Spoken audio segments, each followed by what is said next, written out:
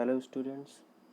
तो आज हम स्टार्ट करते हैं अध्याय 1 ITI फर्स्ट ईयर का कोर्स है। और फर्स्ट यूनिट में अभी आज हम पढ़ेंगे व्यावसायिक सुरक्षा एवं स्वास्थ्य। तो सबसे पहले हम व्यावसायिक सुरक्षा एवं स्वास्थ्य में इंट्रोडक्शन देखेंगे कि इंट्रोडक्शन में क्या क्या चीज़ें हैं हमारे पढ़ने के लिए। तो आप सभी को पता है कि अगर कोई भी स्टूडेंट है, चाहे वो किसी भी ट्रेड का हो, चाहे वो इलेक्ट्रीशियन का हो, चाहे वो फिटर का हो, चाहे वो डीजल मैकेनिक्स का हो, चाहे वो कोपा का हो, अगर उसने अपने ट्रेड पे एडमिशन लिया है और अपने ट्रेड पे ही कार्य करना चाहता है, तो सबसे पहले उसको ध्यान ये रखना चाहिए कि उसकी कौशल क्या है, उसकी स्किल्स क्या है। उसके अलावा अगर हम बात करें कारीगर की या इलेक्ट्रीशियन की, तो सबसे पहले हम ध्यान देंगे कि वो इलेक्ट्रीशियन का स्वास्थ्य कैसा है। अगर अच्छा स्वास्थ्य है तभी हम उस ट्रेड पे अपनी सफलता प्राप्त कर सकते हैं। अब चूँकि जो आपकी क्लास लगी हुई है इलेक्ट्रीशियन थ्योरी की लगी हुई है, तो हम इलेक्ट्रीशियन के बारे में जानेंगे कि इलेक्ट्रीशियन क्या होता है। तो सबसे पहले हम जानेंगे कि विद्युत क्या होता है। आप सभी ने बिजली को देखा है। अगर हम बात करें तो बिजली एक रीढ़ की हड्डी के समान होती है। जैसे अगर कोई मशीन है, कोई मोबाइल है, कोई लैपटॉप है, हम ये सारी चीज़ें तो लेंगे, चला भी लेंगे, लेकिन इनको चलाने के लिए आपको पता होना चाहिए कि बिजली होना बहुत ही इम्पोर्टेंट है। तो आप समझ सकते हैं कि इलेक्ट्रीशियन ट्रेड में जिन्होंने भी एडमिशन लिया हुआ है, तो वो एक रीढ़ की हड्डी में एडमिशन लिए हुए हैं। जैसे बिना रीढ़ की हड्डी के हमारा शरीर खड़ा नहीं हो सकता है, हमारा शरीर लचीला नहीं हो सकता है, हम झुक नहीं सकते हैं। और इसी तरह बिजली जो है आपका जो ट्रेड है, वो सभी ट्रेडों की रीढ़ की हड्डी है। तो सबसे पहले हम जानेंगे बिजली के बारे में। तो यहाँ पे आप देखेंगे कि बिजली एक भौतिक सिद्धांत है जो कि आवेश के प्रवाह से संबंधित होता है। मतलब अगर हम बात करें बिजली क्या होता है, तो अगर कहीं पे भी आवेश का प्रवाह हो रहा है, तो हम क्या बोलेंगे कि उस जगह पे क्या है, हमारी बिजली भी प्रवाहित हो रही है। क्योंकि जैसे अगर हम बात करें कि हमारा पानी है, पानी किसी भी जगह पे बह रहा है, तो हम वहाँ पे ये भी बोल सकते हैं कि बिजली भी हमारी क्या होती है, बह रही है। क्योंकि बिजली भी क्या होती है, आवश्यक रूप में बहती है। तो बिजली के बारे में हमको ये पता हो गया कि विद्युत एक भौतिक सिद्धांत है जो कि आवेश के प्रवाह से संबंधित है। जहाँ पे भी आवेश प्रवाहित होगा वहाँ पे क्या रहेगी, हमारी बिजली रहेगी। जैसे विद्युत धारा, विद्युत चुम्बकीय प्रेरण, बिजली चमकना इत्यादि। इसके अलावा भिन्न भिन्न कार्य क्षेत्रों में भी किया जाता है। जैसे मैंने आपको पहले ही बताया कि बिजली का उपयोग चाहे कोई सा भी ट्रेड हो, हम सभी ट्रेडों में बिजली का ही उपयोग करते हैं।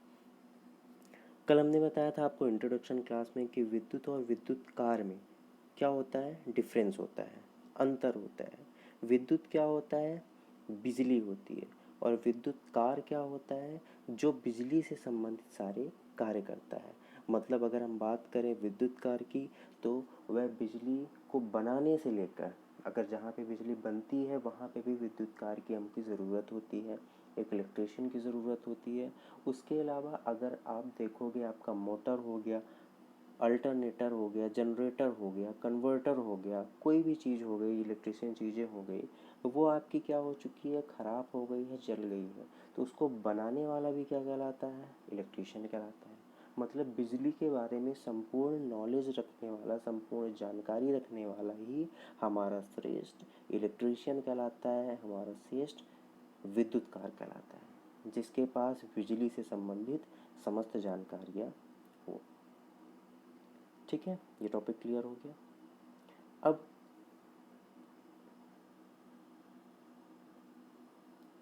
अब इसके बाद हम देखते हैं विद्युत कार के कर्तव्य। अगर हम बात करें कि एक विद्युत कार है, तो विद्युत कार के कुछ ना कुछ कर्तव्य होंगे। क्या क्या कर्तव्य होने चाहिए उसके पास, तो विद्युत कार का फर्स्ट कर्तव्य ये होता है कि सबसे पहले विद्युत कार अगर कोई सा भी कार्य करे, तो उसके पास सुरक्षा उपकरण युक्त होनी चाहिए। मतलब वो अपने आप को खुद भी क्या रखे, सुरक्षित रखे। सबसे फर्स्ट आपका यूनिट जो है, यूनिट में इसीलिए बना हुआ है कि आप सुरक्षा का भी ध्यान रखें और सुरक्षा का ध्यान रखते रखते ही अपना कार्य कर सकें। तो चूँकि विद्युत कार इंसान को, इलेक्ट्रीशियन को बिजली वाली जगह पे ही काम करना है, तो उसको सुरक्षित भी होना चाहिए। दूसरा चीज़, वो कारखाने पे काम कर रहा है, कार्यशाला में कर रहा है, या फिर रिहायशी मकानों में काम कर रहा है, तो ऐसी जगहों पे जहाँ पे वो काम कर रहा है, वहाँ पे काम करने का उसके पास अनुभव ही होना चाहिए। बिना अनुभव के हम कार्य नहीं करवा सकते हैं।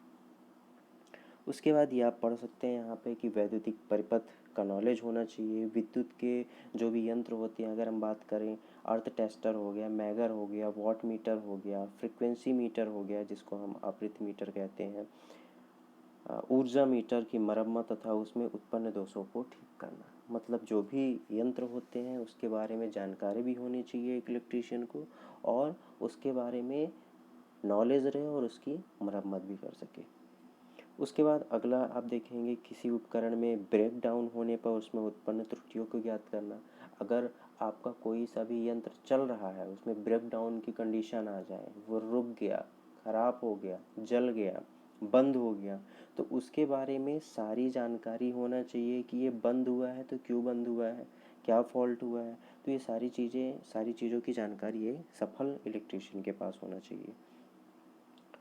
फिर उसके बाद है BIS की संस्तुति। BIS की बात करें तो ब्यूरो ऑफ इंडियन स्टैंडर्ड, मतलब भारतीय मानक संस्थान ने जो भी नियमावली बनाई है कि इस नियमावली के अनुसार ही हमको कार्य करना है, तार की स्थापना करना है, तो ये सारी नॉलेज उसके पास, एक सफल इलेक्ट्रीशियन के पास होना चाहिए। उसके बाद केबल को जोड़ना, और अगर कोई बैटरी हो गई, बैटरियों की चार्जिंग करना, डिस्चार्जिंग करना, उसकी मरम्मत कैसे करना है, ये सारी जानकारी एक सफल इलेक्ट्रीशियन के पास होनी चाहिए। इसके बाद आप देखेंगे, अगला टॉपिक है प्रशिक्षण के बाद विद्युत कार से अपेक्षित योग्यताएं। मतलब चूँकि आपका जो 2 वर्षीय ITI चल रहा है, आप एक ट्रेनिंग संस्थान में पढ़ रहे हैं, ठीक है, तो यहाँ पे आपको सारी नॉलेज होना चाहिए 2 साल में जो आपने पढ़ा है, और उसी को पढ़ने के एक्सपीरियंस के अनुसार आप अपना आगे का कार्य करेंगे। कुछ प्राइवेट जॉब भी करेंगे और कुछ गवर्नमेंट जॉब की प्रिपरेशन करेंगे। तो एक विद्युत कार से अपेक्षित योग्यताएं यही होनी चाहिए कि BIS के अनुसार जो जो कार्य उसको पढ़ाया गया है, जो जो कार्य करना, जैसे सेफ्टी हो गया, किसी भी बिजली के सामान से संबंधित जानकारी उसके पास होना चाहिए। मोटर कैसे होता है, जनरेटर कैसे होता है, इसकी वाइंडिंग कैसे होती है, ये सारी नॉलेज क्या होना चाहिए, एक सफल इलेक्ट्रीशियन को पास होनी चाहिए। फिर देखिए, वो सारी चीज़ें इसी में आपकी आ जाएगी। घरों की सभी प्रकार की वायरिंग भारतीय विद्युत नियमानुसार करना चाहिए। भारतीय विद्युत नियमों के अनुसार अर्थिंग करना चाहिए। अर्थिंग बहुत ही इम्पॉर्टेंट है। अगर हम बात करें तो स्टूडेंट्स अक्सर फेस, न्यूट्रल और अर्थ, इन तीनों चीज़ों में कंफ्यूज हो जाते हैं। तो अगर हम बात करें, अभी हम आपको इसके साथ साथ ही फेस, न्यूट्रल और अर्थिंग के भी बारे में बता देते हैं। तो अगर हम बात करें फेस की, तो आप देखते होंगे हमारे मोहल्ले पे क्या लगा होता है, ट्रांसफार्मर लगा होता है। अगर हम बात करें इसके अलावा, ट्रांसफार्मर के अलावा, तो जो बिजली का उत्पादन होता है, जो मेन लाइन होती है, वो मेन लाइन हमारी क्या कहलाती है, फेज कहलाती है। ठीक है, मतलब इसको आपको टेस्ट करना है, फेज आपका कौन सा है। तो आप घर पे, आपके पास टेस्टर होगा, ठीक है, तो उस टेस्टर से आप का जो पिन सॉकेट होता है, या फिर आप कोई खुले वायर को चेक कर रहे हैं, तो उस वायर पे अगर आप चेक करते हैं, टेस्टर को ले जाएंगे, उसको आप टच करेंगे, तो अगर लाइट जलने लगती है आपके टेस्टर पे, तो समझ जाइए कि आपका टेस्टर जो लाइट प्रदर्शित कर रहा है, उस वायर में कौन सी लाइन है, आपकी फेज लाइन है, मतलब फेज सप्लाई है। ठीक है, और न्यूट्रल जो होता है, न्यूट्रल हम अक्सर सप्लाई में क्यों लगाते हैं, ठीक है, न्यूट्रल की अगर हम बात करें तो एक सर्किट को कंप्लीट करने के लिए वहाँ पे क्या लगाया जाता है, न्यूट्रल लगाया जाता है। और फेज सिर्फ हमारा क्या होता है, कंट्रोल करने के काम आता है, किसमें से, स्विच से। तो अगर हम बात करें तो फेज और न्यूट्रल एक ही सिक्के के दो पहलू हैं, लेकिन फेज से ही हम क्या बनाते हैं, न्यूट्रल बनाते हैं।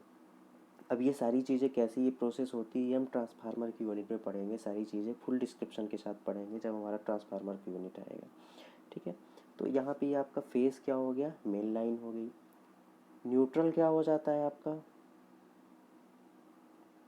न्यूट्रल की बात करें तो सर्किट को कंप्लीट करने का कार्य करता है।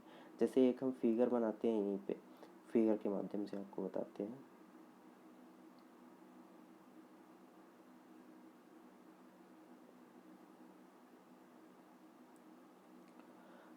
अब मान के चलिए एक हमारा यहाँ पे सर्किट है, फॉर एग्जांपल कि हमारे पास क्या है, सर्किट है, ये हमारी एक सर्किट है। यहाँ पे मान के चलिए एक हमारा बल्ब लगा हुआ है। ठीक है, अब आप खुद बताइए कि ये आपको एक सप्लाई यहाँ पे है और एक आपकी सप्लाई यहाँ पे है। ठीक है, अब आप ये बताइए कि ये जो सर्किट है क्या सिर्फ प्लस यानी फेस से क्या ये चल जाएगा अगर हम इसको यहाँ से कट कर दें।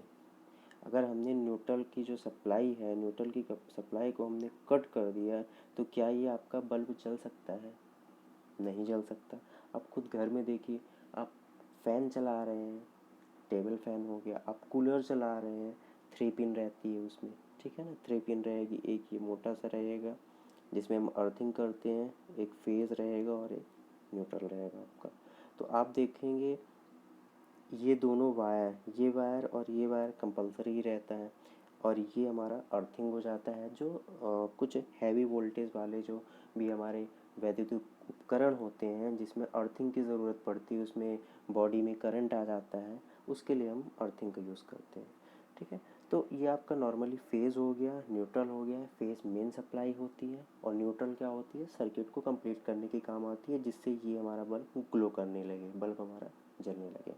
और अर्थिंग की बात करते हैं हम, तो अर्थिंग नॉर्मली क्या होता है कि अगर आप एक नॉर्मल एग्जांपल हम देखते हैं कि आजकल क्या है, गर्मियों का मौसम है और सभी के घरों पे कूलर होगा। कूलर स्टील बॉडी की हो गई है आपकी, ठीक है ना। अब उस बॉडी में क्या हो सकता है, आपके करंट हो सकता है क्योंकि पानी भी रहता है, नमी भी रहती है और कहीं से वायर आपका लीकेज भी हो सकता है। तो वो करंट क्या हो सकता है, अगर किसी इंसान को लग जाएगा तो ये हमारे लिए ख़तरनाक है। ठीक, तो उस करंट से बचने के लिए हम क्या करते हैं कि जो बॉडी में, अगर कूलर की बॉडी में आप अर्थिंग वायर देखोगे तो वो आता तो प्लग के साथ है, ठीक है, लेकिन वो क्या रहता है, टच होता है आपके कूलर की बॉडी से टच रहेगा। जब आपका लीकेज होगा, आपका करंट लीकेज हो रहा है, वोल्टेज लीकेज हो रहा है आपका, तो बॉडी में अगर आपका वायर, अर्थिंग वायर टच है तो इसी बॉडी के माध्यम से ये जो वायर है इसके माध्यम से आपके पिन सॉकेट में जाएगा और आपका जो अर्थिंग रहेगा, अर्थिंग के माध्यम से आपका क्या हो जाएगा, अर्थिंग वायर के माध्यम से आपका ग्राउंडिंग हो जाएगा। ठीक है, तो ये आपका क्या हो जाएगा, अर्थिंग हो गया। ठीक है, ठीक है, अब आगे हम देखते हैं विद्युत कार्य के अगले काम में आता है सभी प्रकार के डीसी एवं एसी परिपथ को तैयार करना। डीसी परिपथ क्या होते हैं ये आगे भी हम पढ़ेंगे, एसी परिपथ क्या होता है ये सारी चीज़ें डिस्क्रिप्शन हम पढ़ेंगे, अभी आपको ये इंट्रोडक्शन यूनिट चल रहा है। तो डीसी और एसी को पढ़ना, ठीक है। और भारतीय नियमों तथा बीआईएस के अनुसार व्यावसायिक वायरिंग स्थापित करने की अवश्य जानकारी होना चाहिए। मतलब अगर आप वायरिंग कर रहे हो तो बीआईएस के अनुसार हमको क्या करनी चाहिए, पूरी कंप्लीट वायरिंग करना चाहिए। Transformer, generator, alternator, 3 phase motor, single phase motor की वाइंडिंग, मरम्मत, रखरखाव आदि की पूर्ण जानकारी एक सफल इलेक्ट्रीशियन को होना चाहिए।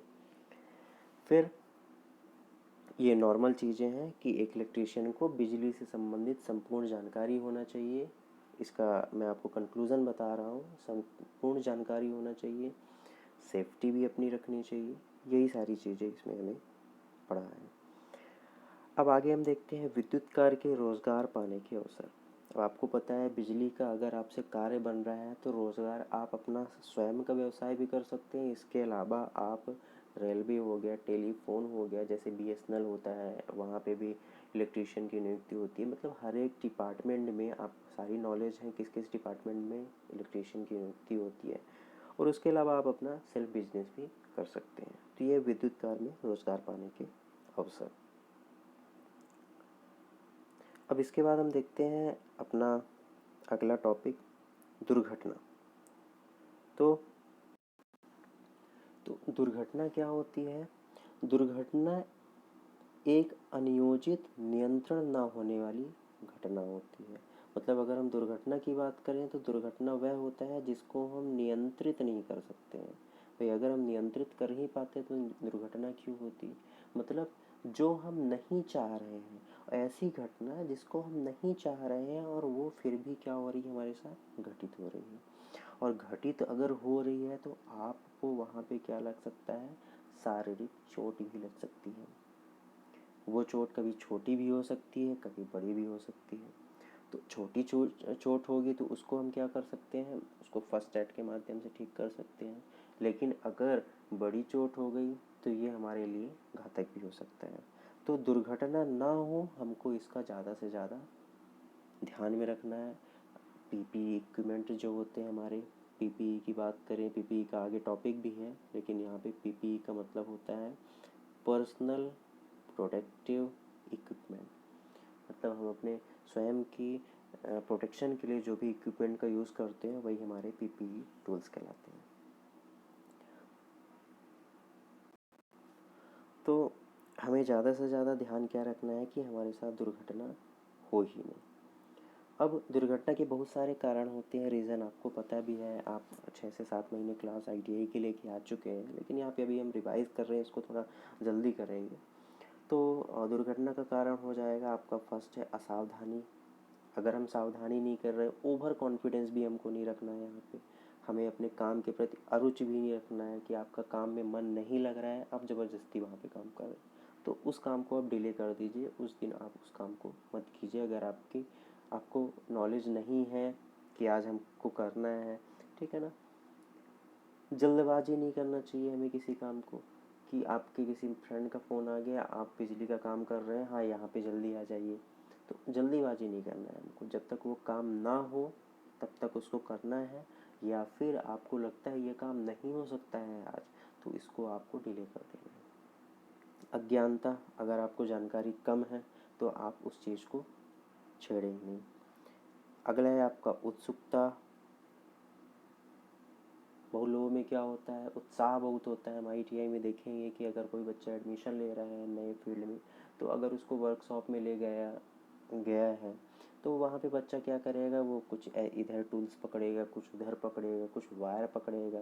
तो अगर उसको नॉलेज नहीं है उस चीज़ के बारे में तो उसको उन सारी चीज़ों से छेड़खानी नहीं करनी चाहिए। ये दुर्घटना के बहुत बड़े बड़े कारक बन सकते हैं। अगला टॉपिक है आपका, उत्सुकता के बाद हो जाएगा आपका असुरक्षित हस्त औजार। अगर आपके पास जो भी आपने पीपी टूल्स लिए हुए हैं जो सुरक्षित नहीं है, जैसे मान के चलिए आपने टेस्टर लिया हुआ है, आपने स्क्रू ड्राइवर, पेचकस लिया हुआ है और उसका इंसुलेशन पार्ट क्या है, आपका टूटा हुआ है। आपने प्लायर लिया हुआ है और प्लायर में क्या है, आपके जो इंसुलेशन पार्ट होता है वो सारी चीज़ें क्या है, डिस्ट्रॉय हो चुकी है, टूट गई है। तो ऐसे औजारों का उपयोग हमको नहीं करना चाहिए, क्योंकि ऐसे अगर हम औजारों का उपयोग कर रहे हैं तो उनका इंसुलेशन हटा हुआ है और वो डायरेक्ट बिजली के संपर्क में आ जाएंगे तो हमें वो विद्युत का झटका भी दे सकते हैं।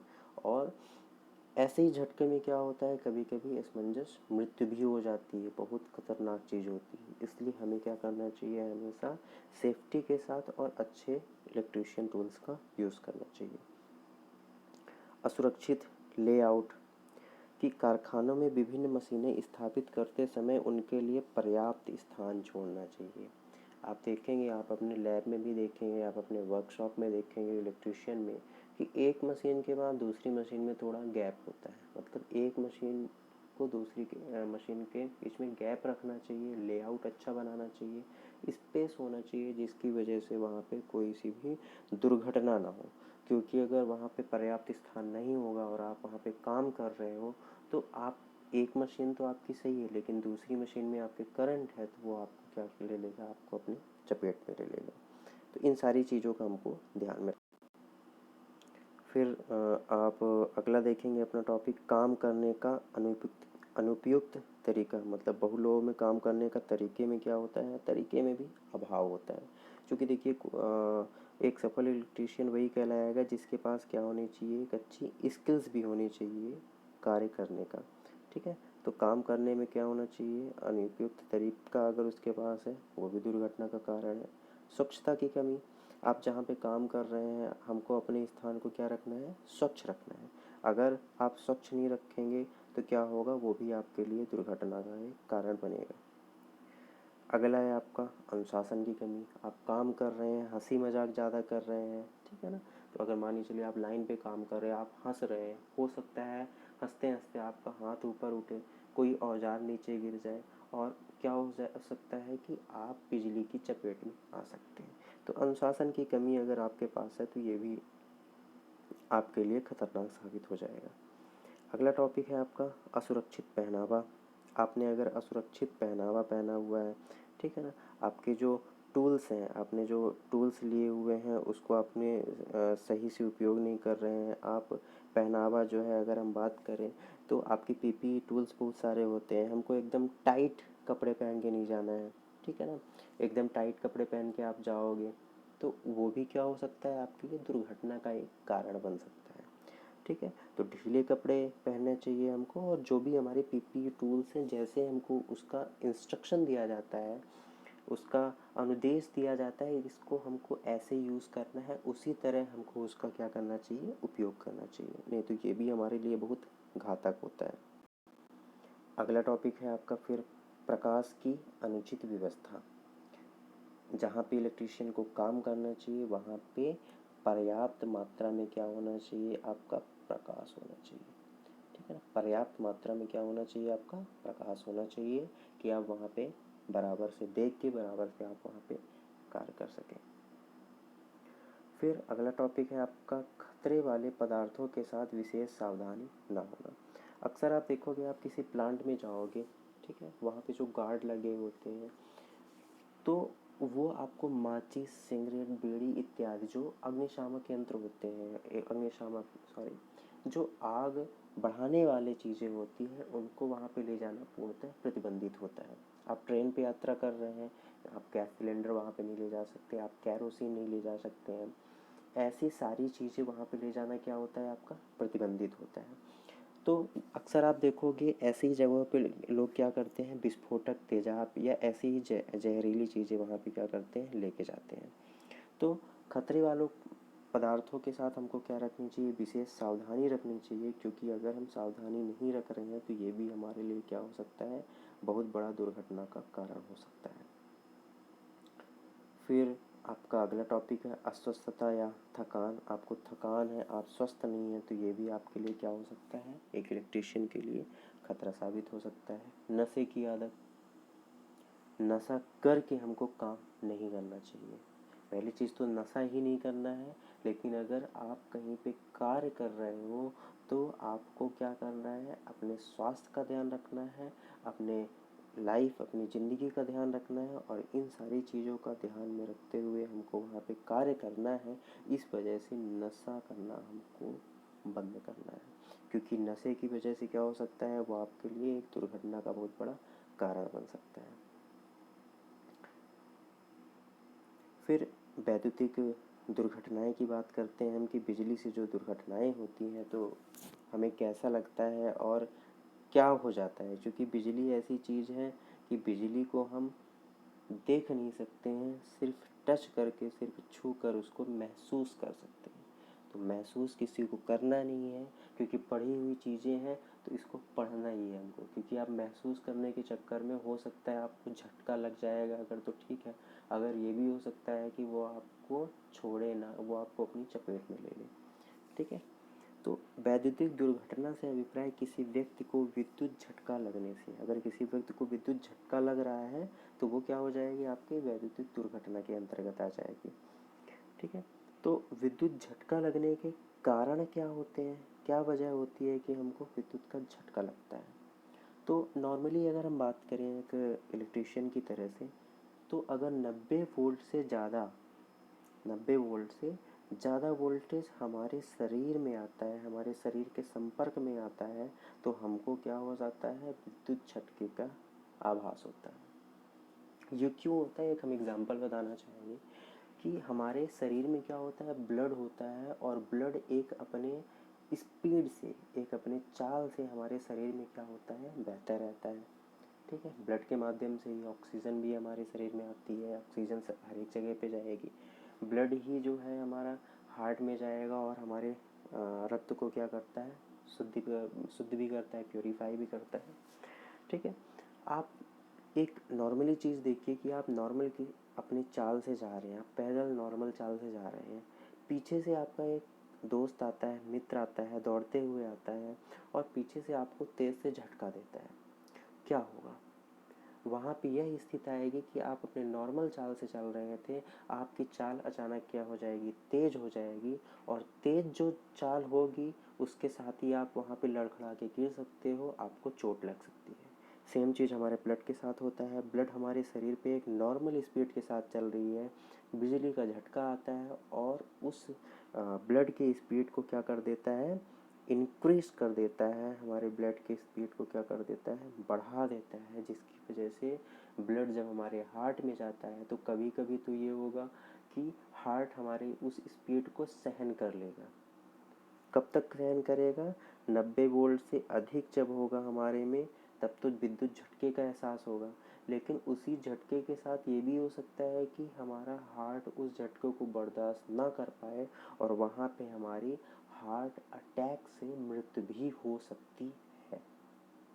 ठीक है, तो ये बहुत सारे कारण होते हैं, जैसे अभी आप आगे पढ़ेंगी कि अगर नम शरीर है, आप नहा के आए हो, तब आपको करंट जल्दी लगेगा कि सूखी बॉडी में लगेगा।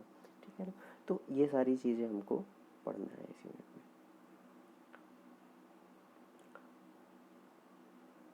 तो यहाँ पे अगर हम बात करें कि विद्युत का झटका कब लगता है, 90 वोल्ट से अधिक के वोल्टेज पे लगता है। ठीक है, उसके बाद उसका मुख्य कारण क्या होता है कि विद्युत की जो स्पीड होती है वो कितनी होती है, 3 × 10⁸ मीटर पर सेकेंड, 3 × 10⁸ मीटर पर सेकेंड की स्पीड से क्या होती है, बिजली चलती है। और इस स्पीड से जब चलती है, अगर इस स्पीड से आपके बॉडी में ब्लड चलता, ठीक है ना, तो आपको महसूस होता कि हमारे बॉडी में क्या हो रहा है, ब्लड चल रहा है। ठीक है, लेकिन ब्लड की एक एक्यूरेट स्पीड है, उस स्पीड से वो चल रहा है, लेकिन जब करंट आएगा उसकी स्पीड को पता नहीं कितनी गुना कर देगा। इस वजह से हमको झटका लगता है और अकस्मात कभी कभी मृत्यु भी हो सकती है। अगला टॉपिक हम जानेंगे विद्युत झटके के कारण होने वाली शारीरिक हानियाँ। विद्युत अगर झटका लग रहा है, हमको महसूस हो गया है, तो बहुत सारी चीज़ें हो सकती है। शरीर पे छाले पड़ सकते हैं आपके, अगर किसी अंग का मांस जल गया है तो धीरे धीरे वो सड़न का रूप भी ले सकता है, वहाँ पे पानी भी आ सकती है। रक्त प्रवाह में भी हो सकता है, ठीक है, रक्त भी प्रवाहित हो सकता है। श्वास में रुकावट पैदा हो सकती है, व्यक्ति मूर्छित हो सकता है और हृदय गति रुकने से व्यक्ति की मृत्यु हो सकती है। ये सारी चीज़ें मैंने आपको पहले ही बता दी है कि विद्युत का झटका आपको लगेगा, आपकी स्पीड क्या हो जाएगी, तेज़ हो जाएगी, ब्लड की स्पीड तेज़ हो जाएगी और हार्ट में जाएगी जब प्योरीफाई करने के लिए, तो हो सकता है कि वो हार्ट हम उस स्पीड को बर्दाश्त कर ले और कभी कभी उस स्पीड को बर्दाश्त ना कर पाने की वजह से आपकी क्या हो सकती है, वहाँ पे अकस्मात मृत्यु भी हो सकती है। अब अगर कोई व्यक्ति विद्युत के संपर्क में आ गया है तो हमको क्या करना चाहिए, क्योंकि उसको हमको छुड़ाना भी है। तो अगर कोई व्यक्ति विद्युत के संपर्क में आ गया है तो सबसे पहले हम कोशिश क्या करेंगे कि मेन स्विच को हम क्या कर देंगे, ऑफ कर देंगे। मेन स्विच हमारे घरों पे लगी होती है, वैसे आजकल तो एमसीबी लगी हुई है सबके घरों पे। एमसीबी की बात करें तो मिनिएचर सर्किट ब्रेकर कहलाता है। ये एक प्रकार का ब्रेकर होता है कि आपको अगर करंट लग रहा है तो ये ऑटोमेटिक क्या हो जाएगी, ट्रिप हो जाएगी और बंद हो जाएगी। बट फिर भी हमको नॉलेज रखना चाहिए कि अगर आपकी एमसीबी मान के चलिए ख़राब हो गई है, अकस्मात कुछ भी हो गया है, तो मेन स्विच को हमको क्या कर देना चाहिए, ऑफ कर देना चाहिए। अगर मान के चलिए मेन स्विच क्या हो गई, आपके पहुंच से दूर है, दुर्घटना क्षेत्र की पहुंच से दूर है, तो हमको क्या करना चाहिए, एक आप लकड़ी ले सकते हैं, आप डंडा ले सकते हैं, आप सूखी रस्सी ले सकते हैं, सूखा मटेरियल लेना है और डंडा भी हमको कहाँ पे मतलब मारना है, संपर्कित जगह पे मारना है। ठीक है। रस्सी अगर आपके पास है तो रस्सी से उस व्यक्ति को हम अपनी ओर क्या कर सकते हैं, खींच सकते हैं। ठीक है। तो ऐसे करके हम क्या कर सकते हैं, उस व्यक्ति को बिजली से हम बचा सकते हैं। ठीक है। कभी कभी क्या होता है कि अगर हम किसी को बिजली से बचा रहे हैं तो वह व्यक्ति खींचते समय या बिजली अचानक उसको छोड़ सकती है, झटके के साथ छोड़ सकती है, तो संपर्कित व्यक्ति क्या हो जाता है, भूमि पर गिर जाता है। और भूमि पर गिरने से उसके सर पे भी चोट आ सकती है, अत्यधिक गहरी चोटें आ सकती है। तो उन सारी चीज़ों से भी हमको क्या करना है, उसको बचाना है। उसके लिए हम फर्श में चटाई बिछा दें या ऐसे भी, या उसको झटके से आए तो उसको हम पकड़ सकें। ठीक है। ये प्रैक्टिकल्स चीज़ें हैं। इसका ज़्यादा से ज़्यादा हम क्या करें, उपयोग ना ही करें तो ज़्यादा बेटर होगा, क्योंकि बिजली को हमको क्या करना है, देखना नहीं है। ना तो हम देख ही सकते हैं बिजली को, सिर्फ हम क्या कर सकते हैं, महसूस कर सकते हैं। तो उसको महसूस भी किसी को नहीं करना है, लेकिन आप समझ लीजिए आप बुक पढ़ रहे हैं तो आप महसूस कर चुके हैं उसको। फिर आगे हम चलते हैं, सेफ्टी पे चलेंगे कि सेफ्टी क्या होता है। तो ये आपका आज का लास्ट टॉपिक है। इसके बाद नेक्स्ट डे हम पढ़ेंगे आगे की क्लास। और इसके एमसीक्यू जो है, मल्टीपल चॉइस जो क्वेश्चन है, जो ऑब्जेक्टिव क्वेश्चन है जो आपके एग्ज़ाम में आते हैं, इसका भी हम एक दिन पूरा क्लास रहेगी उसकी मल्टीपल चॉइस क्वेश्चन की, उसमें सारे क्वेश्चंस रहेंगे। कोशिश यही रहेगी कि ज़्यादा से ज़्यादा स्टूडेंट्स को आप इसको शेयर कीजिए ताकि इसका लाभ ले सकें। अगर हम आपको वीडियो बना रहे हैं तो हम किसी न किसी कठिनाइयों से बना रहे हैं, हम अपना उतना टाइम हम आपके लिए दे रहे हैं, पहले वीडियो बनाने में, वीडियो को एडिट करने में, अपलोड करने में। तो ये ना हो कि हमारी भी मेहनत क्या हो वहाँ पे बर्बाद हो और आपने भी उसका उपयोग नहीं किया। ठीक है। तो ज़्यादा से ज़्यादा आप इसको शेयर कीजिए कि आपके ज़्यादा से ज़्यादा स्टूडेंट्स के पास ये सारे वीडियो पहुँच सके।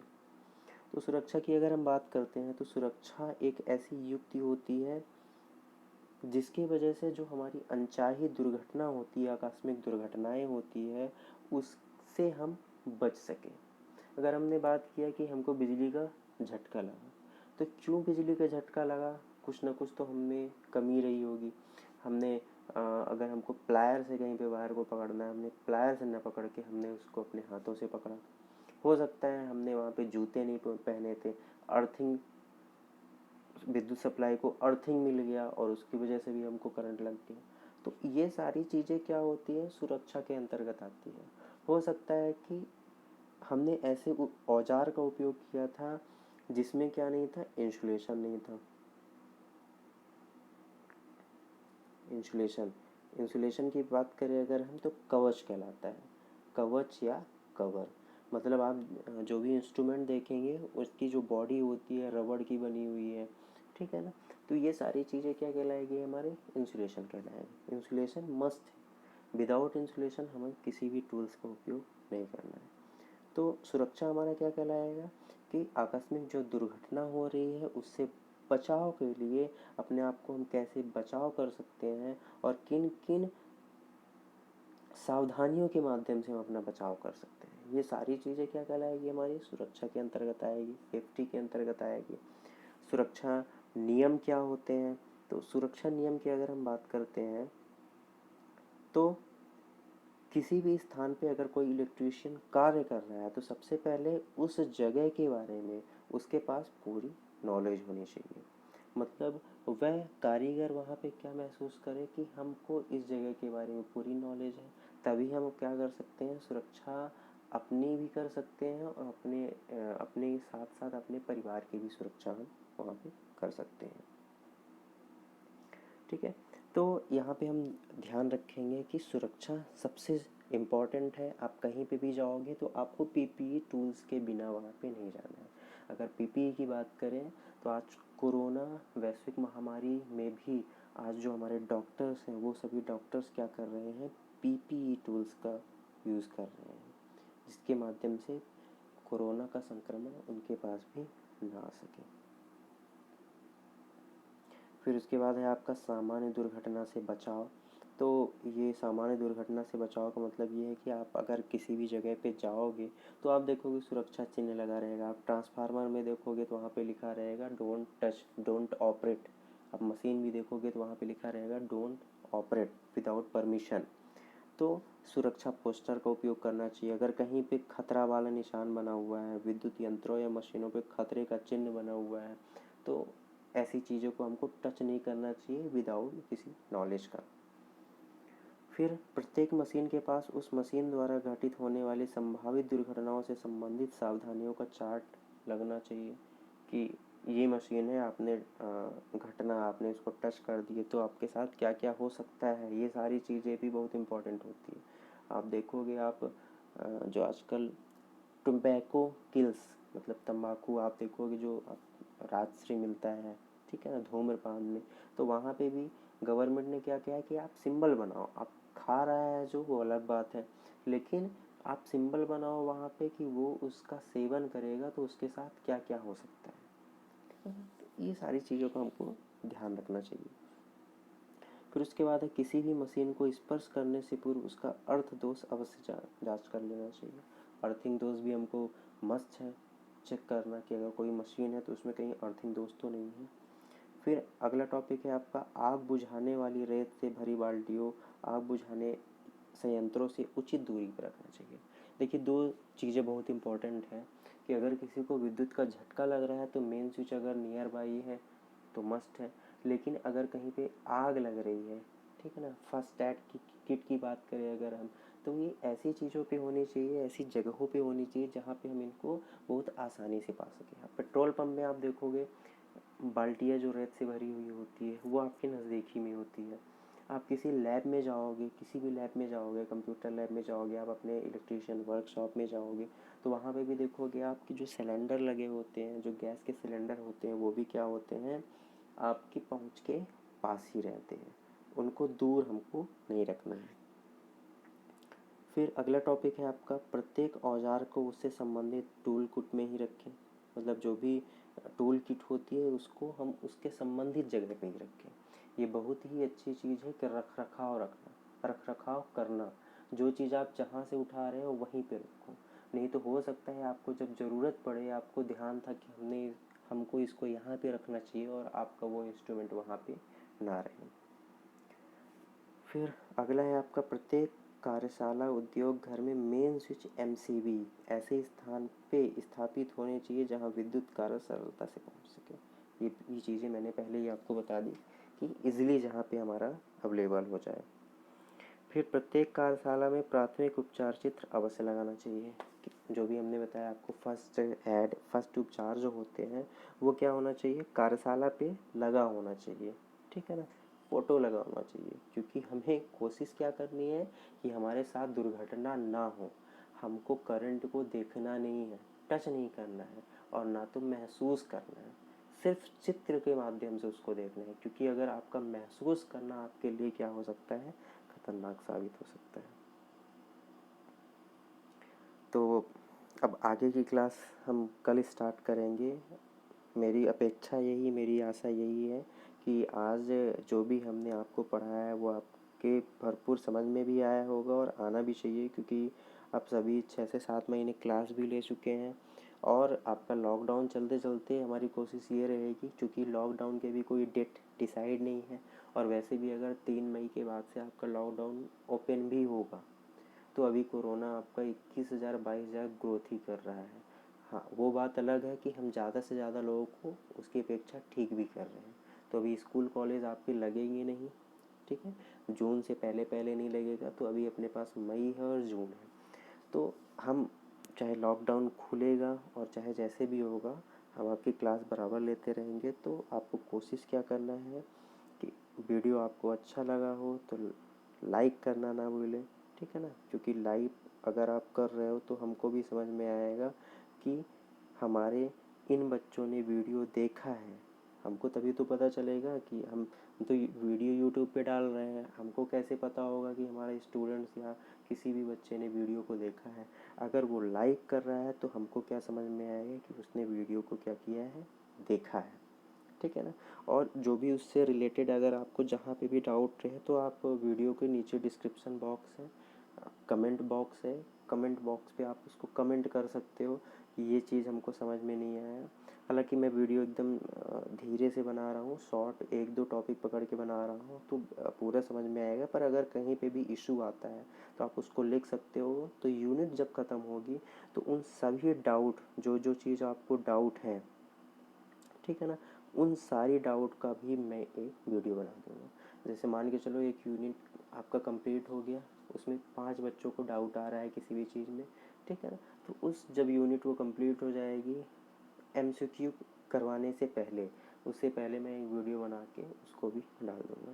लेकिन सहयोग क्या रहेगा सबसे बढ़िया आपको, कि आपको चैनल को लाइक करना है, ठीक है ना, वीडियो को लाइक करना है और चैनल को सब्सक्राइब भी करना है, ठीक है ना। सब्सक्राइब करोगे तब तो हमको पता चलेगा कि हम वीडियो, अगर हम 1 घंटे की क्लास ले रहे हैं तो 1 घंटा हम वीडियो एडिट करेंगे, 1 घंटा हम वीडियो हमको अपलोड भी करने में लग जाएगा। अगर हम 3 घंटा, 3 से 4 घंटे हम आपको दे रहे हैं तो आप 1 घंटा दे के उस वीडियो को पढ़ भी रहे हो कि नहीं पढ़ रहे हैं, ठीक है। तो ठीक है, मिलते हैं अगली वीडियो पे नेक्स्ट क्लास में अगले दिन। Okay, thank you.